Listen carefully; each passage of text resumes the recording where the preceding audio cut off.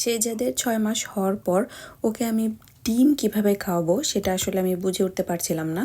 কারণ কখনো আমি পানি পোচ, কখনো ফুল সিদ্ধ, কখনো হাফ সিদ্ধ খাওয়ানোর চেষ্টা করতাম। ও অনেক সময় খেত, অনেক সময় খেত না। তো এই জিনিসটা নিয়ে আমি খুব টেনশনে পড়ে গিয়েছিলাম যে ওকে আমি ডিম কিভাবে খাওয়াবো। তারপর অনেক ঘাটাঘাটি করার পর আমি একটি ডিমের পুডিংয়ের রেসিপি খুঁজে পেয়েছিলাম।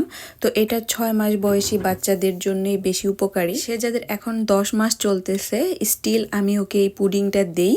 ও এটা খেতে খুবই পছন্দ করে, তাই ভাবলাম এই পুডিংয়ের একটি রেসিপি আপনাদের সাথে শেয়ার করি। আমি একটা বাটিতে ডিমের কুসুমটা আলাদা করে নিয়েছি, আর একটা বাটিতে আমি খেজুর সামান্য একটু গরম পানি দিয়ে গুলিয়ে নিয়েছি। তারপর সেই মিশ্রণটা আমি ডিমের কুসুমের সাথে খুব ভালো মতো মিক্স করে নিব, ভিডিওতে আপনারা ঠিক যেভাবে দেখতে পাচ্ছেন। এরপর এই বাটি সহ আমি এই ডিমের মিশ্রণটা স্টিম করে নিব। খুব বেশি সময় লাগে না, মাত্র 5 থেকে 6 মিনিট এটা একটু সিদ্ধ করে নিলেই এই পুডিংটা একদম রেডি হয়ে যাবে। তারপর আপনি চাইলে ডিমের এই পুডিংটা হালকা একটু কুসুম গরম অবস্থায়ও বাচ্চাকে দিতে পারেন, আবার ঠান্ডা করেও এটা দিতে পারেন।